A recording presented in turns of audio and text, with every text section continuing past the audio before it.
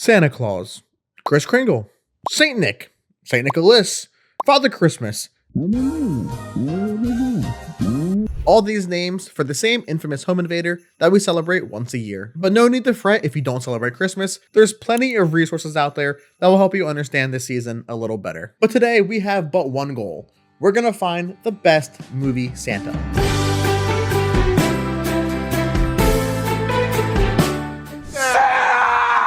Oh my God!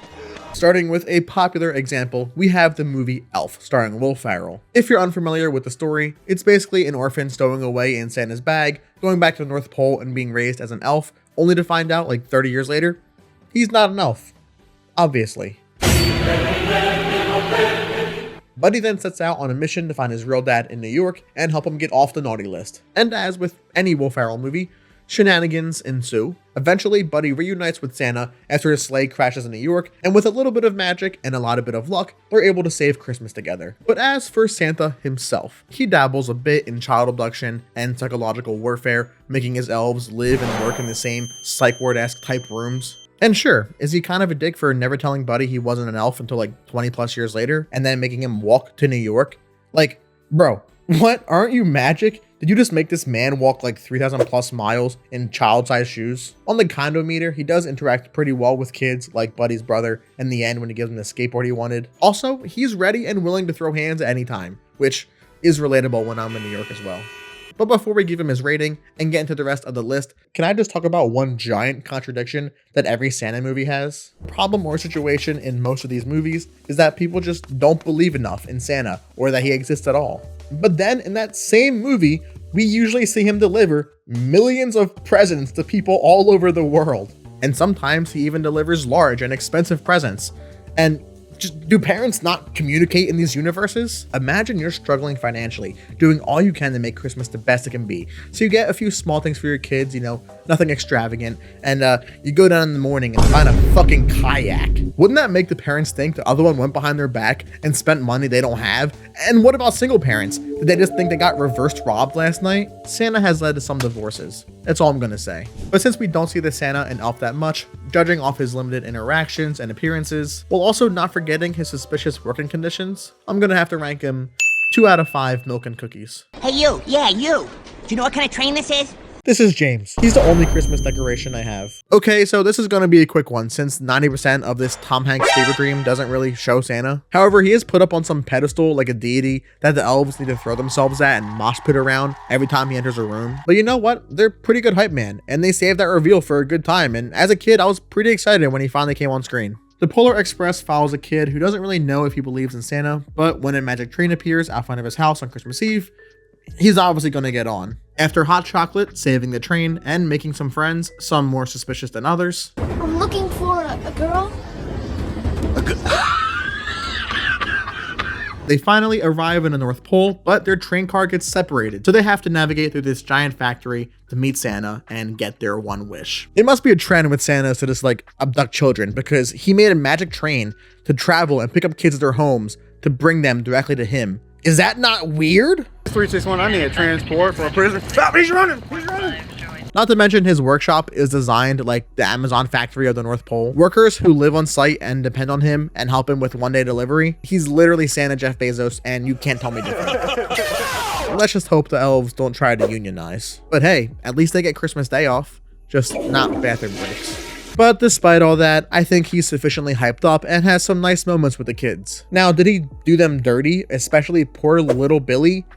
Yes, 100% yes. Billy has no friends. His parents don't give a shit about him. All he wants is what he deserves for being good all year. And what does he get? He gets told that it's the friends he made along the way, not the destination. Shut up! Shut up right now! Excuse me, Santa? Look at that big ass bag. Are you telling me Billy only gets one box? All right, rant over. Let's rate him. 1 out of 5 union workers.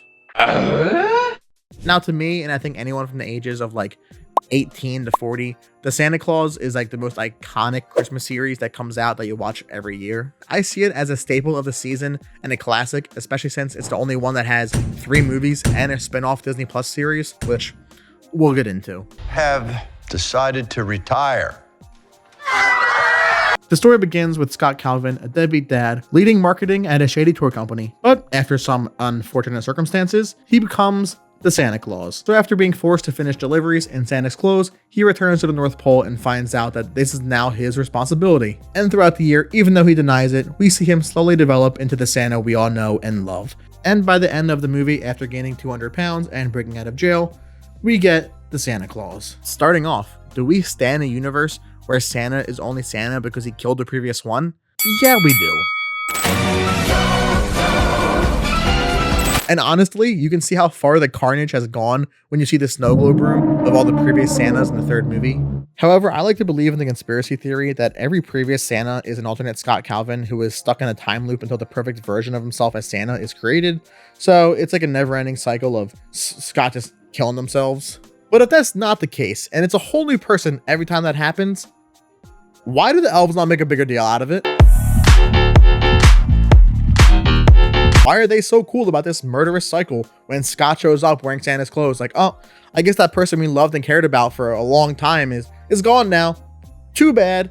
To be honest, this concept is ahead of its time. No matter how much hard work and time you put into your job, you're going to be replaced within 24 hours and no one's going to bat an eye. The society that Santa set up here is straight up insanity. And having kids play elves is fine. It just gets weird when you say, oh no, they're not 12. They're actually like 400 years old and mature. How you doing? All right. Can you have a seat over in that chair, please? And then you have scenes like this, which sends a shiver down my spine. You look pretty good for your age. Thanks, but I'm seeing someone in wrapping. Are we sure this isn't a horror movie?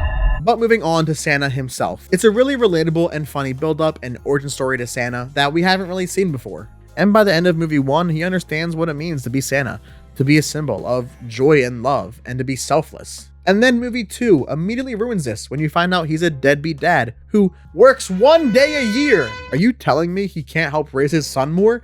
You can't keep paying child support and candy canes, Scott.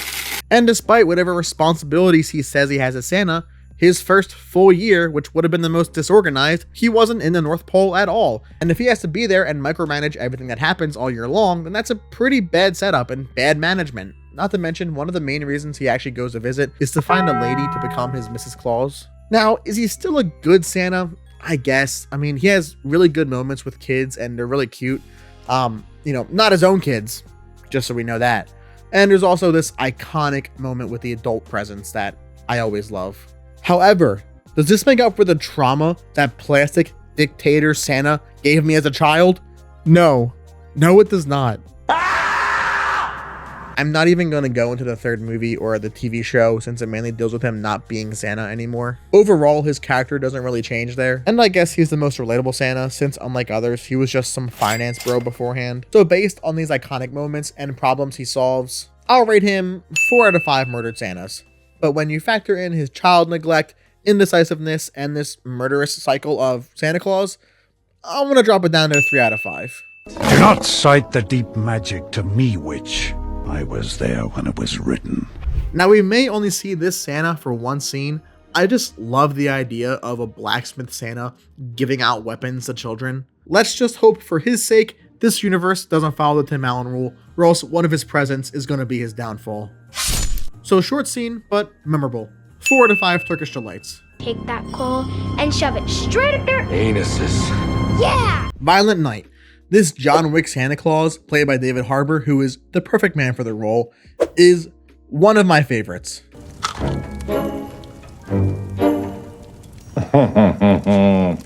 Now, is it a Christmas movie you can play at a party with all your 5-year-old nieces and nephews? Yeah, if they're cool like that. But while we don't stand drinking and flying, drunk Santa talking shit on greedy kids is so funny. He's the actual most relatable. He's the Santa we would all be after 1,000 years of the same crap. In Violent Night, the story is pretty bare bones and straightforward, where we see Santa save a family from a group of criminals who have them hostage in their own house. And even though it allows a lot of time for raunchy comedy and egregious violence, it still has a lot of heart and is a really enjoyable movie. So with that being said, the ranking for David Harbour Santa is 5 out of 5 Christmas star shanks. I'm Mr. White Christmas. I'm high on crack. The Year Without Santa is undeniably one of the most classic Christmas movies ever. The stop motion and filmmaking style is so iconic and nostalgic that I have to give credit where credit is due. But this motherfucker is work from home personified. Well, what's all that racket out there, Ma? He doesn't even get out of his bed, except for one day a year when he has to work. The movie basically centers around Santa thinking he's not appreciated enough and he deserves more praise for, everything he does, I guess, and decides that, you know what? I don't want to be Santa anymore. I'm not going to do anything this year for the one day I have to work. No, you got to make it snow in my town if you want me to work. A place where it hasn't snowed in years. He doesn't even make the presents. What are you tired from, sir? Heck, I don't believe in Santa Claus anymore. That's kid stuff, isn't it? The fuck you say to me, you little shit? Like, sure, I get it. He thinks people don't care about him anymore. Boo-hoo. It's not all about you, brother. Not to mention, he gaslights his grandson like crazy. Like, why can't you just tell him? Is it a secret? You didn't seem like it was a secret because it's not like you're wearing like a costume when you go out, like to cover your face. I don't understand. Whatever, pretty much like I mentioned, the town needs to snow so they believe in him again. And that thankfully brings us to the most iconic people in this movie. Not Santa, the snow and heat miser. They're eating the cats. They're eating. But for real, bro, Santa's fucking losing it in this movie. He should quit. You mean they went down there out into that cruel world by themselves? So in the end, it pretty much takes a bunch of other people to prove the existence of Santa, and then he can start to work again. And he just drives through the town anyway. Just drive through the town and they'll believe you're Santa because you're there. Like, the correlation and the causation is not lining up here, and it doesn't make sense, and I don't understand. All right, I read into that way more than I needed to, and yes, this line of movies is iconic. I'm not trying to bash that at all, but Santa in particular, since we're rating Santas and finding the best one, this belligerent gaslighter gets a 0 out of 5 heat misers for me. I feel it in my belly. Rise of the Guardians. Bro, this movie slaps so hard. I don't want to get into the story too much because it's not like centered around Santa in particular. He's a part of the larger group. So I don't want to spoil anything if you haven't seen it, because go watch this movie. But all you have to know is that a tatted up, pirate, hard-working Santa who spends his time not just delivering toys once a year, but constantly working to better children's lives and the lives of people who need help throughout the world every day. It's literal perfection. That's what it is. Now, are his elves nightmare fuel? Yes. Yes, they are. But he's honestly such a well-rounded character, a layered and complex Santa who not only is helping the world be a better place, but helps Jack find his center. It is what makes me a guardian. It is my center. What is yours? I don't know.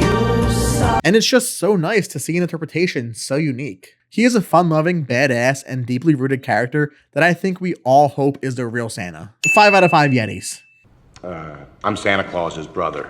Thanks to everyone still watching. We're almost on the list. If you haven't at this point, subscribe. Leave a comment down below about your favorite Santa or least favorite Santa. Fred Claus gives an overall different take than traditional Santa movies. Fred, who's played by Vince Vaughn, is the overlooked and underappreciated older brother of St. Nicholas, who becomes Santa Claus. And, when you're given that kind of life, what kind of person do you become, right? What the blazes have you done? He tries his best, but after some criminal actions land him in big trouble, he gets bailed out by his brother, St. Nicholas.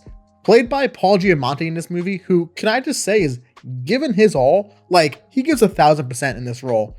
And I kind of fuck with it. But after he gets bailed out, Fred is forced to go to the North Pole and work off his debt with his brother and reconnect with his family and try to find himself again, all while Santa is dealing with him, Christmas coming up, and an efficiency expert who's threatening to close him down. So even though this movie isn't a classic or a critical favorite, I think, like I mentioned, it gives a pretty good take on the whole Santa Claus lore. I like the added perspective we get from his brother Fred, showing how spoiled Nicholas really is, having his own elf secret service, and having very typical favorite child syndrome. It's mainly about a family reconnecting. We see two brothers who understand each other and realize the past mistakes and work to find peace while learning about themselves. The movie itself is underrated in my opinion, and Paul Giamatti's Santa deserves a 3.5 out of 5 Vince Vaughns. Interesting reaction. But what does it mean? The Nightmare Before Christmas. I know I'm going to get hate for this, but I don't like this movie. I appreciate it for what it is, and I think it's a phenomenal piece of filmmaking, but I don't know if it's something in the movie or the fandom that makes it so off-putting. Look, if you don't know an emo scene poser in high school who dressed up as Jack every single year for Halloween, then you were that kid. No excuses. But this is about Santa. So, number one, he gets manhandled by everyone in Halloween Town. But sheesh, he's kind of thick though. Damn, boy! The only stocking he's stuffing is his own. But since you don't get much of him, I'm gonna rate this Santa 1 out of 5 Warped Tour tickets. You gonna see me coming in a big black Cadillac, boy? Last but not least, the Christmas Chronicles. So in all transparency, I actually wrote this video last year and I just ran out of time to make it before Christmas. And I never saw this movie, didn't know it existed. And then I saw there was a second one, so I thought, well, I have to watch this now. And it did not disappoint. The movie follows siblings Kate and Teddy, who hatch a scheme to capture Santa on video on Christmas Eve. But this doesn't work and they end up crashing Santa's sleigh, making him late to deliver presents on Christmas Eve, so they gotta work together with the elves and Saint Nick to save Christmas before it's too late. Aww. So yeah, it's a pretty tried and true Christmas story, nothing we haven't seen before, but man, does Kurt Russell as Santa not bring down the house with this performance? Oh, you two have really things up.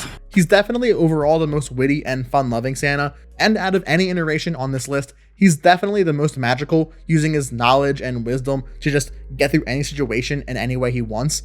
Not to mention, the Jailhouse Blues scene made this movie iconic in my eyes.